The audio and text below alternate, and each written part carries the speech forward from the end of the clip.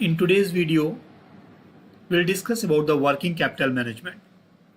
As you know that when we are investing in the capital, we divided capital in two parts, fixed assets investment as well as working capital investment. In working capital investment, we are managing the operational activity of the business. It means we are managing day-to-day activities. This video is going to give you very interesting facts while we are managing working capital. Especially working capital is based upon short-term financing and investing needs. Also, we will discuss about the hedging principles under this video. So let's come to start. Working capital management. Let's start with the topic covered under this video are introduction, working capital cycle, concept of working capital, it is also known as WC, working capital management, the hedging principles also will discuss under this video, cost of short-term credit, annual percentage rate calculation we will show here as well as annual percentage yields calculation we will show here. Let's start with the introduction. Business organizations need two types of capital during their perpetual life, means endless life. As you know that business is continuously, when we started, it is not going to be closed ever and ever. Some assets are used for a long period, which are known as fixed assets, and some assets are used for short-term period, which are known as current assets. Investment in a fixed assets, as you know that, like building, capital, machinery, etc. are known as fixed capital investment, and in current assets like receivables, inventories, or marketable securities are known as working capital investment. Working capital cycle understanding. It's very important to understand any working capital, so you must understand first the working capital cycle. It means it is started when we are purchasing the material and it will be ended when we will receive the amount after sale in the market or to the customer.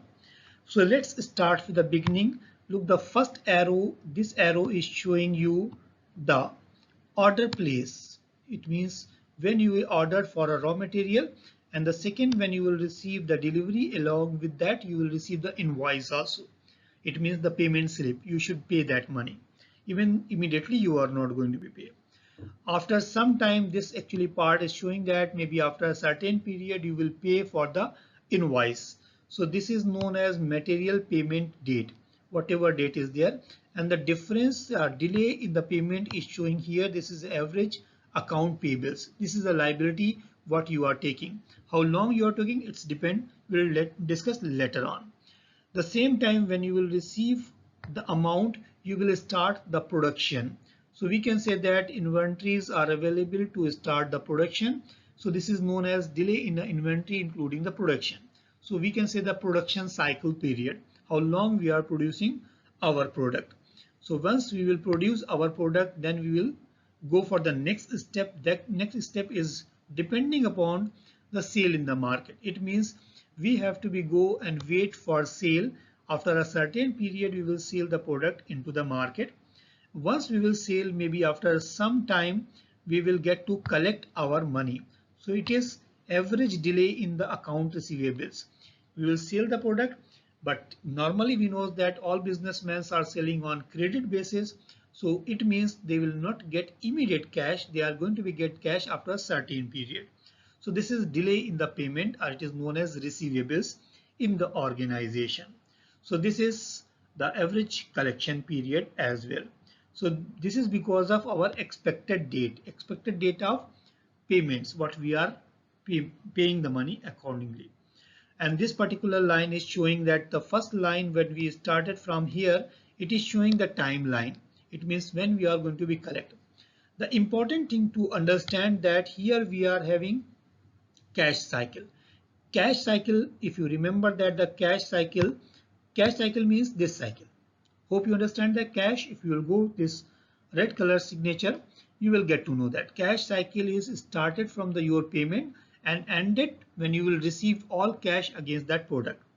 But we are having another thing is there, it is showing with a green value That is operating cycle. Operating cycle means once you started, you got the product or material and you started the production on it, and then you will get the final payment. This total cycle is known as operating cycle. Hope you understand about the working cycle of any product. Concept of working capital. The total investment in short-term assets are reflecting the working capital. There are two concepts of working capital: gross working capital and net working capital. In continuation, when you will go for gross working capital calculation, it means the total investment in current assets. When we are talking about the total investment, it means total current assets available in the business. Either owner's investment in current assets or outsider investment, doesn't matter. This is a total investment in current assets is reflecting gross working capital. Same as the formula, you can say that gross working capital is equal to total current assets, and total current assets you will get in a balance sheet when you will understand or analyze the balance sheet. Same as we will go for the net working capital, it is reflecting the difference between the current assets and current liabilities. Both again are available in the all balance sheets or all type of corporations and companies balance sheet. So financial manager can easily understand net working capital is equal to total current assets minus current liabilities. Current liabilities are outsiders' money in the business, and total assets means outsiders and owners both money in the business. So once we will separate the outsiders' money, so only owners' money reflecting the net working capital. Net working capital means the owner's money invested against the managing day-to-day expenses. Working capital is reflecting the day-to-day expenses of the corporation. According to this concept, if current assets are higher than current liabilities, then the position of the firm is considered to be sound and satisfactory. It means you are having more current assets than current liabilities. It means you are in safe side because owner's money more than outsiders' money in the business. So if you will pay outsiders' money in any worse situation, you can able to manage your organization or corporation. Working capital management, how we are managing this working capital. Let's understand. Current assets, normally we say that converted into the cash within 12 months. The definition of current assets, the assets what you are having in your hand and you can convert within 12 months in the cash form. These examples are that cash, marketable securities, inventories, receivables, etc. Same as when we are talking about the long-term assets, mostly not for sale. It means once we are establishing our business, we are making building, we are keeping equipments, machineries inside the business. This is why we are purchasing, because we want to run the business for a perpetual life, endless life. So we are using this type of things or this type of assets for a long period. Mostly it is not available for the sale, but sometime if business required to resell, business can, but this is not for the regular sale. So that's why it is known as long-term assets investment. Which earn higher rate of return? This is a question that when we are investing in both, we will get higher rate of return, or which helps to avoid the risk of liquidity. Let's try to analyze the situation. As per the risk return trade-off principles, current assets earn low return but help reduce the risk of liquidity. In continuation, we'll go and current liabilities. So we'll discuss about the current assets in the balance sheet. Now we'll discuss about the current liability. Same as the definition, current liabilities must be terminated within the 12 months, or we have to be, company has to be pay the liabilities to their owners within 12 months. So that's why it is known as short-term liability as well. So the examples are short-term notes, accrued expenses, pay bills, etc. are the examples of current liabilities, as well as long-term debt or equities. Bond, preferred stocks or common stocks. It means the investment in the bond, and equities means stockholders. It's reflecting the long-term debt. Here in this chapter, we are trying to discuss about the working capital. So we are discussing about the short-term liability as well as current assets and current liability.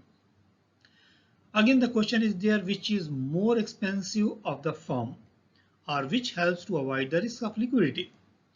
As per the risk return trade-off principle, current liabilities are less expensive but increase the risk of liquidity. So this is the vice versa situation for the assets and liability. To understand, let's finance all current assets with the current liabilities and finance all fixed assets for the long-term financing. So this we can understand through the balance sheet. As you are very much aware with the balance sheet, we have two sides, assets and liabilities. In one side we have a current assets and the second side we have a current liabilities, means liability side we have a current liabilities. Both are reflecting short-term assets and short-term liability, means current assets and current liability. Other than current assets and liability, we have a fixed assets in assets column, and liability side we have a long-term debt. Not only long-term debt, we have a preferred stock as well as common stock. So this is two groups are available in all companies' balance sheet or all corporations' balance sheet to whom with the financial managers are dealing. Understand more the balance sheet. As we discuss the balance sheet, we have a two column assets and liabilities, current assets and current liabilities, as well as fixed assets and long-term debts with the common stock and preferred stock. So suppose we use long-term financing to the finance some our current liabilities. What will be happen? This strategy would be less risky but more expensive because you have to pay high return to the investment. So that's why people are avoiding, or investors or companies, financial managers are avoiding to do. Same as if we are going for again to analyze the balance sheet, assets and liability column, same current assets and current liabilities, as well as fixed assets and long-term debt with preferred stock and common stock. Let's analyze again. Suppose we use current liabilities to finance some of our fixed assets, means vice versa. This strategy will be less expensive but more risky. So it means in this situation we can understand that we should be go with the short-term assets investment with the short-term liabilities or long-term with the long-term. These are known as hedging principles as well. Understand about the hedging principle. Working capital decisions are based on the hedging principles. Hedging principles are also known as the rule of internal financing. Permanent assets, those hold more than 12 months or more than 1 year, should be financed with the permanent and spontaneous sources of financing. Temporary assets, those assets hold only for less than 12 months or less than 1 year, should be financed with the temporary source of financing. So this is the conclusion about the analysis of previous. So in the conclusion, what we get to know that, let's understand about the balance sheet again. Assets and liability column. The understanding is there, temporary current assets must be financed by the temporary short-term financing or short-term liabilities. Same as permanent or fixed assets should be financed through the permanent financing and spontaneous financing. So let's understand about the hedging principle. Permanent financing means intermediate term loans, bank debt, or we can say that long-term debt from the banks or financial institutions, as well as preferred stock and common stock. Spontaneous financing means account payables that arise spontaneously in day-to-day operations like trade credit, wages payables, accrued interest, and taxes, etc. Short-term financing means unsecured bank credit, commercial papers, loans secured by account receivables or inventories. So these are the hedging principles what we are applicable for controlling about the working capital management. Cost of short-term credit. Normally we know that how to calculate interest. Interest is based upon the principal multiplied by the rate. And here, because we are talking about the short-term financing, so must be used the timeline as well. So let's understand about the calculation of interest. For example, suppose you borrow $10,000 at 8.5% for 9 months. Look, less than 1 year. It means we are talking about the short-term borrowing. What is the cost of borrowing? So it means what interest you are going to be paying in 9 months, because 8.5 is for 1 year. So we need to know that how much interest we are going to pay in 9 months. So we'll use the formula same as mentioned here. Principal amount is 10,000. Interest rate is 8.5%, or we can say that 0.085. Time is 9/12, because out of 12 months we are going to be borrow the money for 9 months. So we can convert it to 3/4 as well. Let's put this value in the above formula. Interest is equal to 10,000 multiplied by 0.085 multiplied by 3/4 in 1 year. So we get to know that the $637.50 is the interest what we are going to pay in 9 months. So this is the cost of borrowing $10,000. Understand? Let's go to understand about the annual percentage rate. It is also known as APR. We can use the simple relationship as we know that interest is equal to principal multiplied by rate multiplied by time. So to solve the rate and get the annual percentage rate, APR is equal to interest divided by principal multiplied by 1 upon time. This is the formula what we are using for calculating the annual percentage. Let's go for the example to understand in a better way annual percentage rate as the formula we already given to you. Annual percentage rate is equal to interest divided by principal multiplied by 1 upon time. Example, suppose you pay $637.50 as an interest on 10,000 principal for 9 months. What is the annual percentage rate? Look, we just brought the same example what we solved before. Before we calculated with 8.5%. The answer was there, the amount interest we are paying 637.5. Now here we are paying interest 637.5 and we want to know that what percentage or what annual percentage we are going to be offer against this interest payment. So let's try to understand again. APR will use the formula 367.50 is the interest payment divided by principal amount is 10,000 multiplied by 1 upon timeline. Timeline is 0.75. I will explain you how we will get 7.5. As you know that we are having 9 months out of 12 months. You can just multiply with the 100, you will get the percentage. Let us see, you can divide it, you will get it is 75%. So 75% is reflecting here 0.75. Can use, you will get the 0.85 is the annual percentage. Now what you get that annual percentage is 0.85 or you can say that 8.5% as came before. So it means whether you are having interest amount, you can calculate the annual percentage rate, or if you are having annual percentage rate, monthly installment, you can also get to know through the calculation of annual percentage. Now we will go to understand about the annual percentage yield, because as you know that yielding means how many times we are paying, so what the total we are paying. This is the way to understand the yield values. Annual percentage yield is like annual percentage rate, except that it account for a compound interest. It means here we are going for if we are paying or we are receiving multiple amounts within the period. So we are calculating that how much actual percentage we are getting. In different time we are getting different percentage. So yielding is telling that what the average we are getting. It is known as a yield. Let's go for the formula. APY is equal to 1 plus I divided by M power M minus 1. So I is equal to nominal rate of interest, M is equal to compounding period. So let's go to understand an example with APY as the formula is given 1 plus 1 upon M power M minus 1. What is the APY if you borrow at 9% loan with monthly payment? So APY is equal to 1 plus 0.09 divided by 12 and power 12, because monthly means we are going to be paid 12 times every month, and you know that in 1 year we have a 12 months. So the APY is equal to 0.938, or we can say that 9.38%. So this is the calculation of APY. So at the end of working capital, this first slide, we have to discuss about the sources of short-term credit. Sources of short-term credits are accrued wages and taxes, trade credits, bank credits, commercial papers, and secured short-term credits are commercial bank and finance companies are main sources of short-term loans to the business.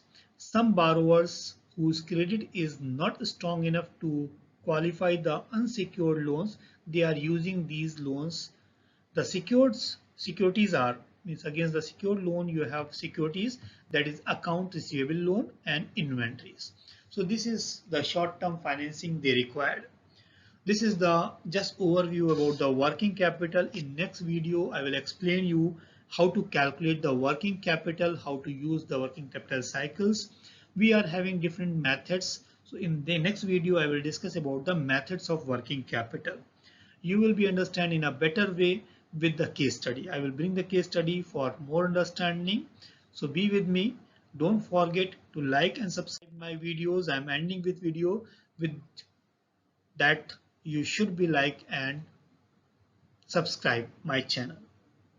Thank you very much for watching these videos. Hope you will be get more videos in near future and you will enjoy that videos and learn a lot. So let's learn with me. Thank you very much.